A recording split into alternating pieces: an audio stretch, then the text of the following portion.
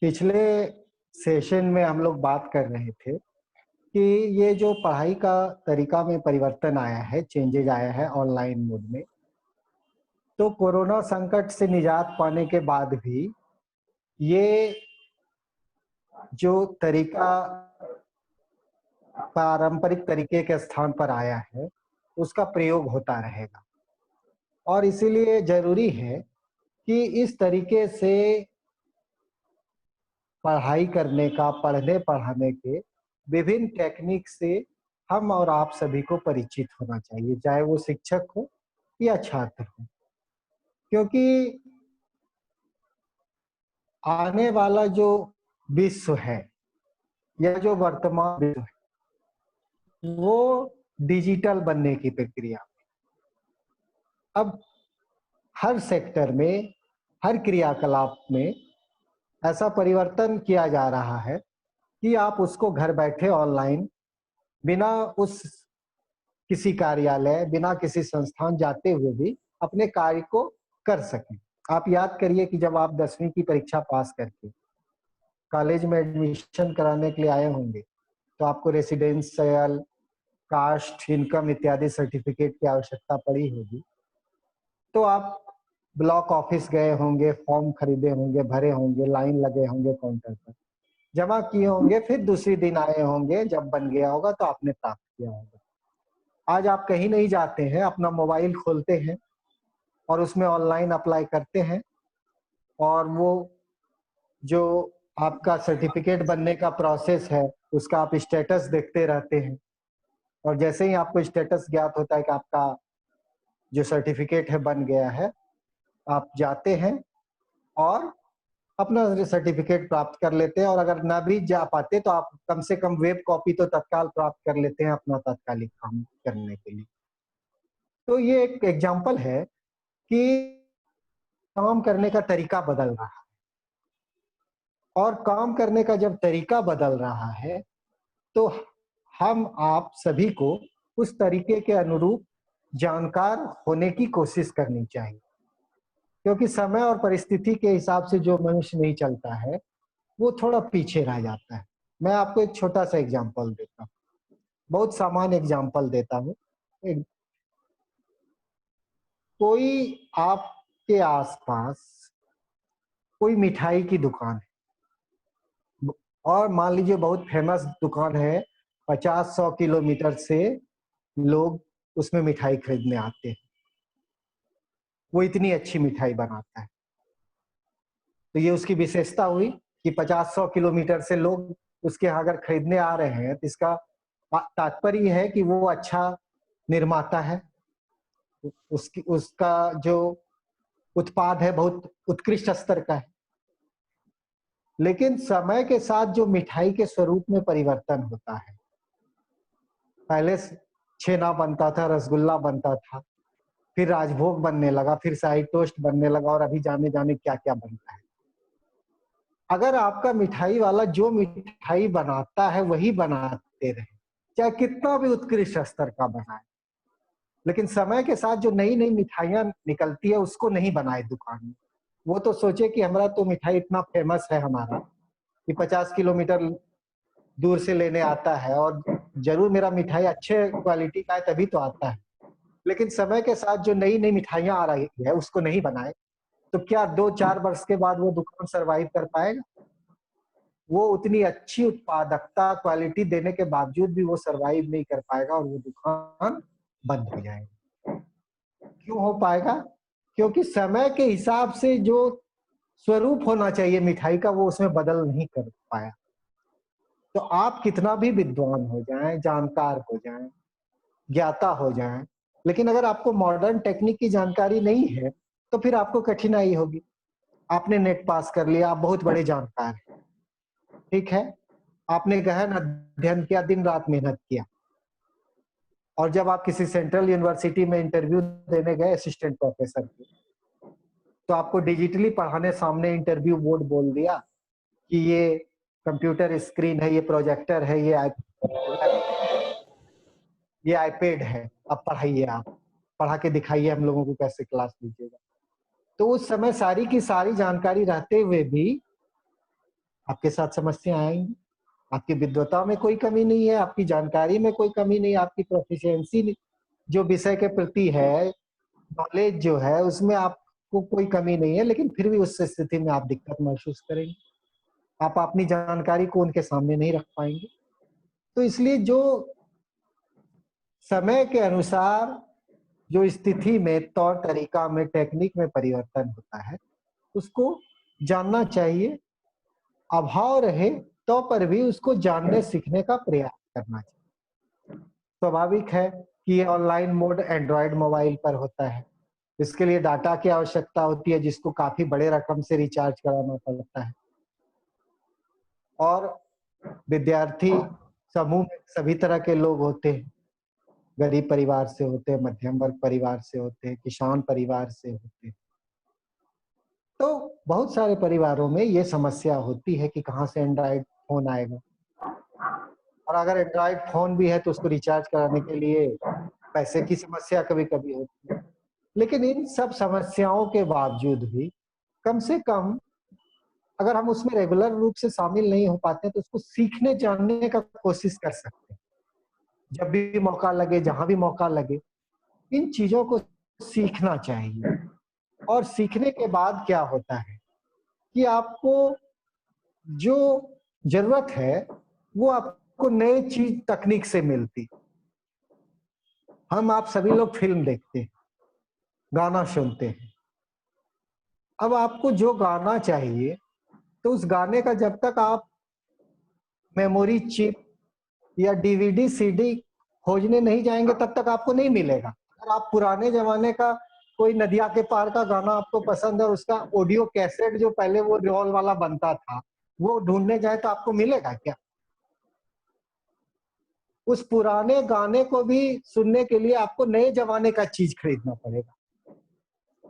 उस टेक्नीक में आपको आना पड़ेगा, तभी आप उस गाने को, पुराने गाने को भी सुन पाएँगे, तभी जब आप नए तकनीक का उपयोग करें। उसी तरह वर्तमान में जो अध्ययन सामग्री है, जो स्टडी मटेरियल है, जो कंटेंट्स हैं, वो नए तकनीकों में अब सुलभ रूप से उपलब्ध है। बहुत सी ऐसी पुस्तकें जो आपके राज्य में नहीं मिलती, आपके जिले में नहीं मिलती या कभी-कभी तो आपके देश में भी नहीं मिलती। अब नए तकनीक के दौर में आपको अगर उस प्रकार के तकनीक की जानकारी है, तो आप कैलिफोर्निया यूनिवर्सिटी के भी लाइब्रेरी का वेबसाइट खोल के उस पुस्तक को ढूँढ सकते हैं।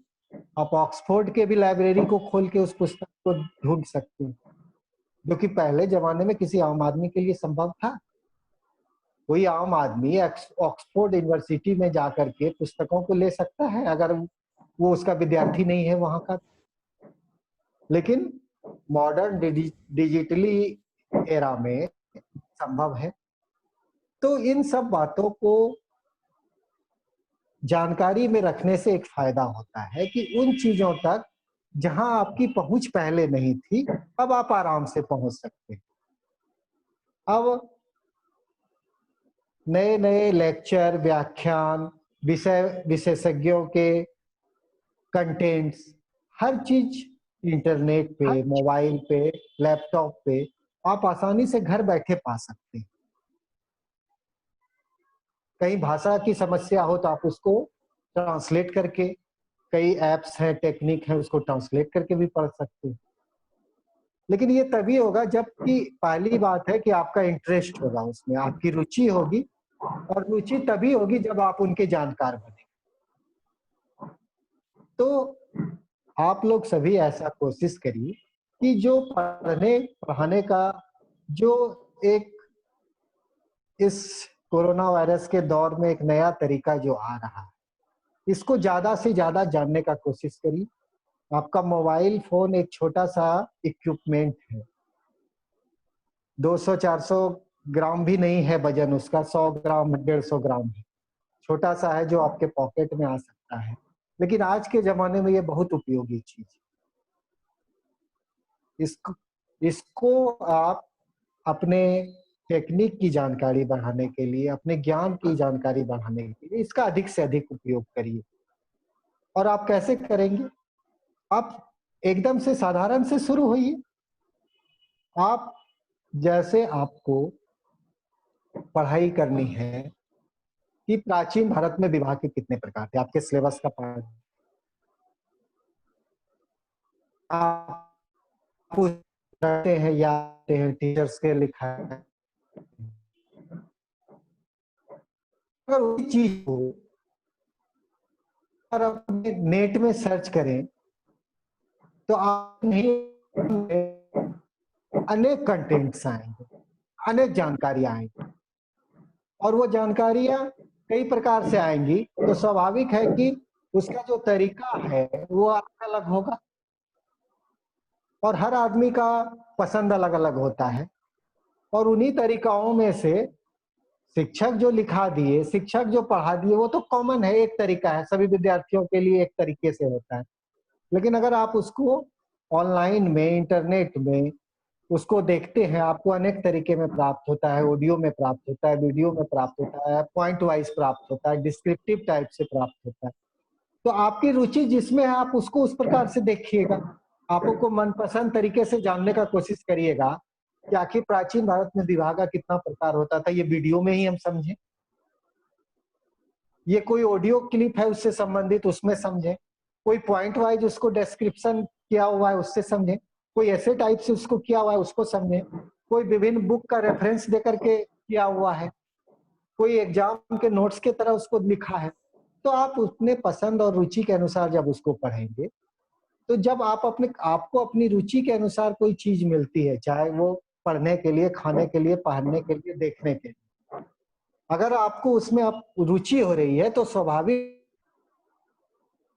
आप उसको ज्यादा से ज्यादा लंबे समय तक वो आपके मेमोरी में रहे।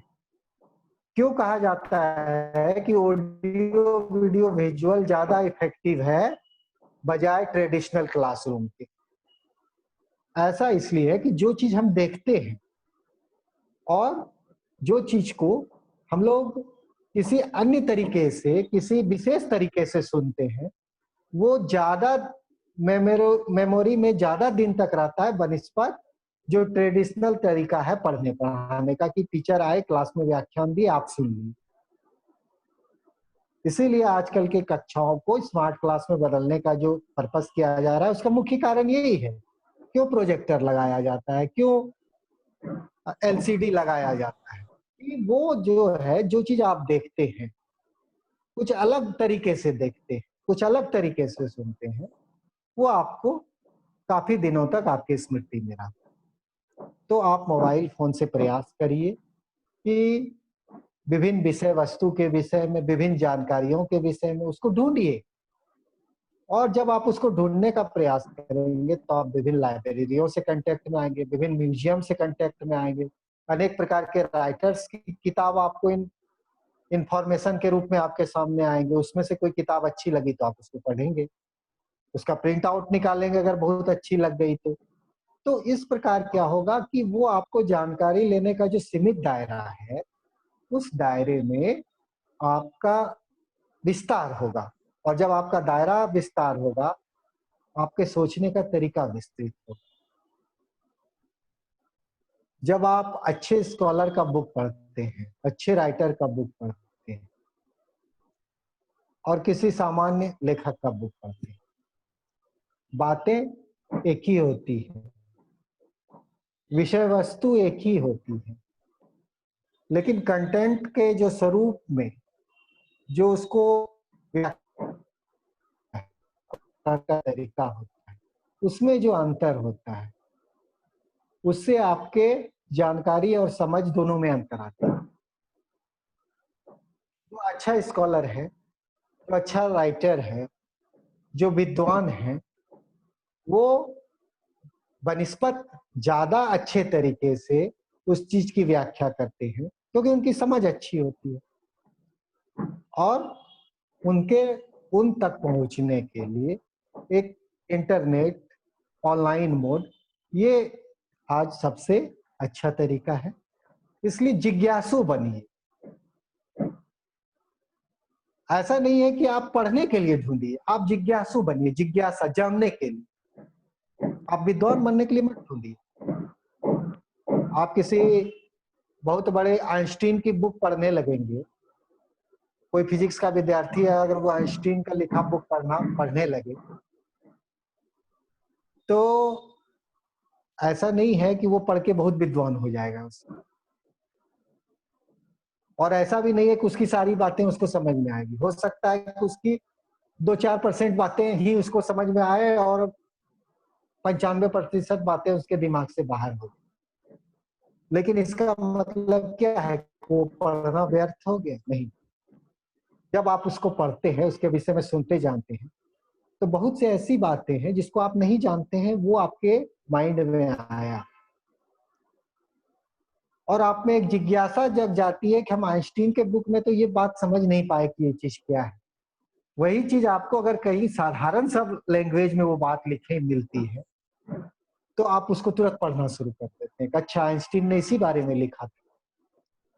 तो ये जिज्ञासा है। इसी जिज्ञासा को डेवलप करना है। और जब आपके मन अंदर किसी चीज को जानने की जिज्ञासा डेवलप होती है, तो आप स्वतः ही खोजी प्रवृत्ति का हो जाते हैं। आपको अगर कोई, आप जैसे पैंट पहनते हैं, शर्ट पहनते हैं, जीन्स पहनते हैं, अगर आप एक्सीडेंटल जीन्स होता है, फटा-फटा होता है, गाँव घर में कहता है कि कौन सा कपड़ा, इसको कपड़ा नहीं मिलता है क्या? ये कौन कपड़ा पहन लिया, परिवार का इज्जत खाक कर दिया। लेकिन अगर आपको वो पसंद है, आपको रुचि जगती है, तो आप क्या करते हैं? कि आप ऐसा एक्सीडेंटल जीन्स ढूँढने का कोशिश करते हैं कि वो एक्सीडेंटल जीन्स तो रहे, लेकिन गाँव घर में जो बोलता है कैसा फटीचर जैसा कपड़ा पहन लिया, वो भी कम बोले। मतलब कोई बीच का, कोई ऐसा चीज़ निकल जाए कि मेरा रुचि का भी हो जाए, कुछ ऐसा आइटम मिल जाए और उतना उतना भी नहीं खराब लगे जो कि गाँव घर में जाने के साथ ही बोले कि अभी खोलता है कि नहीं। तो उसके लिए क्या करते हैं? आप ढूँढना शुरू करते हैं। आप खोजी बन जाते हैं। आप 10, 20, 25 दुकान तक चले जाते हैं उसके लिए, कि घर वाले को भी ऑब्जेक्शन नहीं हो और मेरा भी मुराद पूरा हो। तो ये क्यों हुआ? आप जिज्ञासु हुए और ये जिज्ञासा आप में क्यों जगी? क्योंकि आपकी रुचि हुई उस चीज़ में। तो अपने जो पाठ्यक्रम है, जो सिलेबस है, या आगे की परीक्षाओं के लिए, चाहे आप जनरल कॉम्पिटिशन की तैयारी करना चाहते हैं, रेलवे, बैंकिंग, एसएससी, जो भी, या उच्च शिक्षा के क्षेत्र में जाके नेट, पीएचडी, एमफिल, डीलिट कुछ भी करना चाहते हैं, तो जिस चीज में आपकी रुचि है, उस क्षेत्र से संबंधित बातों को जानने का जिज्ञासा जगाइए। और जब आपके मन में ये जिज्ञासा होगी, तो आप इस ऑनलाइन मोड का उपयोग करके इसको स्वतः ढूंढना शुरू कर दीजिएगा। बहुत सारे भारत सरकार के वेबसाइट हैं जिसमें नई-नई जानकारियां दी जाती है। लोग नहीं जानते हैं उसके बारे में, लेकिन उसी चीज को आप अगर नेट में ढूंढना कोशिश करेंगे, तो आप हो सकता है कि उस तक पहुंचने में सफल हो जाएं। बहुत सारे चैनल्स जो हैं बनाए हैं भारत सरकार ने, एजुकेशनल चैनल, उसके विषय में भी जानकारी मिलेगी। बहुत सारे यूट्यूब पर, व्हाट्सएप पर भी बहुत सारी ऐसी व्यवस्थाएं हो जिससे आप अपने पसंद के टॉपिक पर, विषय वस्तु पर बहुत सारी सामग्रियों को प्राप्त कर सकते हैं। तो इसको, मेरा इतना कहने का एक ही उद्देश्य है कि चूंकि सरकार ने, यूजीसी ने, राजभवन ने और विश्वविद्यालयों ने ये क्लियर कर दिया है कि अब जो भी पढ़ाई होगी वो 25% उसका एसेंशियल पार्ट होगा ऑनलाइन मोड में पढ़ाई करना। तो आप उस हिसाब से अपने आप को तैयार करिए। कम साधन में भी, अभाव में भी आप कर सकते हैं, बशर्ते आप में ललक होनी चाहिए। आप अपने मित्र का सहयोग लें, आप पास पड़ोसियों के सहयोग लें। तो आप अपने पढ़ाई को ऑनलाइन मोड में जितना ज्यादा से ज्यादा हो उसको करने का प्रयास करिए। इससे क्या होगा, आपको जो सीमित सोर्स है, अब आपको अभी क्या सीमित सोर्स है, आप PG department of ancient Indian history culture and archaeology के छात्र हैं। आप वही चीज जानेंगे जो आपको आपके विभागाध्यक्ष और हम 3 शिक्षक बताएंगे, उतना ही जानेंगे। या ज्यादा से ज्यादा किसी को स्पेशल लेक्चर देने के लिए बुलाएंगे तो उसमें से आप जानेंगे, वो भी रेगुलर प्रोसेस नहीं है। तो पारंपरिक तरीके से आप इन्हीं 4-5 व्यक्तियों तक सीमित हो जाते हैं। लेकिन जब आप इस दायरे को पार करते हैं और आप वेब की दुनिया में जाते हैं, इंटरनेट की दुनिया में जाते हैं, तो वहां कोई लिमिट नहीं है, कोई बाउंड्री लाइन नहीं है कि आप उसके उस पार नहीं जा सकते। भाषा की समस्या, उसके स्टैंडर्ड स्तर की समस्या, वो सब का अब कोई ना कोई उपाय है। उन चीजों का उपयोग करके ऑनलाइन मोड से जानकारी प्राप्त करने का आप कोशिश करिए। दूसरी बात है कि जो आपके सिलेबस में है, जिन एग्जाम के व्यू से जिन प्रश्नों की आपने तैयारी की, वो और जो जिन प्रश्नों को आपने एग्जाम के व्यू से इम्पोर्टेंट नहीं माना या हमने नहीं बताया कि ये एग्जाम के व्यू से इम्पोर्टेंट है, लेकिन वो पार्ट तो है सिलेबस की। और जब ऑब्जेक्टिव मोड से प्रश्न आएंगे तो उसकी सीमा तो होती नहीं है कि जो एग्जाम के व्यू से इम्पोर्टेंट है केवल उसी से प्रश्न आए आप, क्योंकि ऑब्जेक्टिव क्वेश्चन सिलेबस पर बनाए जाते हैं। तो आपके जो सिलेबस में जो जो टॉपिक हैं, सिलेबस ग्रुप में भी पोस्ट है, सबके पास अवेलेबल है।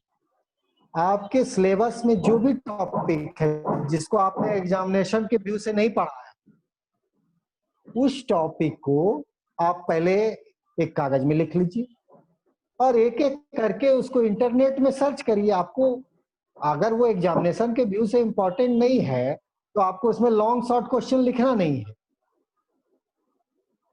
और आपको उसमें ऑब्जेक्टिव आना है और नेट से उसको सर्च करिए और जो उसमें आपको मुख्य बातें जो दिखाई दे, क्योंकि किताबों में अगर पढ़ेंगे तो आप उसको लंबा पढ़ना पड़ेगा, उतना समय नहीं है आपके पास। और जब उस चीज को आप नेट में सर्च करते हैं तो नेट में आपको वही बातें आती है सामान्यतः जो उसकी मुख्य बातें हैं। तो उस टॉपिक को आप नेट में सर्च करिए और उसमें जो मुख्य बातें हैं उसको कागज पर लिख लीजिए। इससे क्या होगा, आपको जनरल तैयारी के लिए भी आपके फायदेमंद होगा, अगर ऑब्जेक्टिव मोड में एग्जाम होता है तो उसके लिए फायदेमंद होगा, और ओवरऑल आपके नॉलेज में वृद्धि होगी जो आपको एक जीवन के हर क्षेत्र में आपको सहायता करेगा, हर परीक्षाओं में, हर जानकारियों में, हर क्षेत्र में जहां आपके जानकारी की आवश्यकता होगी, जहां आपको अपनी प्रतिभा को प्रदर्शित करने की आवश्यकता होगी, वहां आपको वो काम करेगा। तो जो क्वेश्चन के अलावे जो सिलेबस में टॉपिक है, सुनिए इस बात, क्वेश्चन के अलावे जो सिलेबस में टॉपिक है उस टॉपिक को नेट में सर्च करिए और उस टॉपिक की जो मुख्य बातें हैं, नेट में मुख्य रूप से मुख्य ही बातें आएंगी, उसमें 4 पन्ने का नोट्स नहीं आता है। नेट पारा, 1 पारा 2 पारा का उसमें कंटेंट आता है, और 1 पारा 2 पारा के कंटेंट में स्वाभाविक है कि वही चीज रहेगा जो मुख्य रूप से फैक्ट्स होगी। उस बात को आप नोट कर लीजिए कैसे अपने नोटबुक में। और अगर वैसा भी क्वेश्चन आ जाता है जो क्वेश्चन एग्जाम के लिए नहीं था लेकिन आपके सिलेबस का वो टॉपिक पार्ट है, तो उसको भी करने में आपको ज्यादा परेशानी नहीं होगी। मैं इसलिए बोल रहा हूँ कि अभी कुछ तय नहीं हुआ है, कोई यूनिवर्सिटी से गाइडलाइन अभी नहीं आया है, लेकिन जो उसको खाका दिया गया है यूनिवर्सिटी को गाइडलाइन बनाने के लिए माननीय कुलाधिपति द्वारा राजभवन कार्यालय से जो नोटिफिकेशन हुआ है, उस नोटिफिकेशन के अनुसार आपकी परीक्षा वस्तुनिष्ठ रूप से प्रधानता होने वाली, ऑब्जेक्टिव क्वेश्चन की ही प्रधानता होगी उसमें, ज्यादा संभावना इस बात की। हालांकि ये लास्ट नहीं है, ये अंतिम रेगुलेशन नहीं है जो कि मैं आपको बता दिया और यही होगा, लेकिन ऐसा होने की संभावना है, इसलिए अभी से इस चीज को हम लोगों को तैयार होना है। और दूसरी बात है कि मैं पहले भी बोला कि अगर ऐसा नहीं भी होता है तो पर भी कम से कम 2 शॉर्ट और 2 को लॉन्ग क्वेश्चन के हिसाब से पर पेपर में आप लोग तैयार रहिए, क्योंकि अगर पैटर्न को एकाएक चेंज करने में कोई परेशानी आए, क्योंकि जो भी होगा वो एक्सपेरिमेंटल होगा, प्रथम बार हो रहा है तो उसको एक्सपेरिमेंटल ही कहा जाएगा, चाहे कितनी भी तैयारी के साथ किया जाए। तो अगर एक्सपेरिमेंटल करने में कुछ समस्याएं आई, कुछ व्यवस्थागत समस्याएं आई, तो हो सकता है ये भी निर्णय हो जाए कि जैसा एग्जाम होता था ऑब्जेक्टिव, शॉर्ट, लॉन्ग तीनों रहे, लेकिन क्वेश्चन की संख्या को कम कर दिया जाए।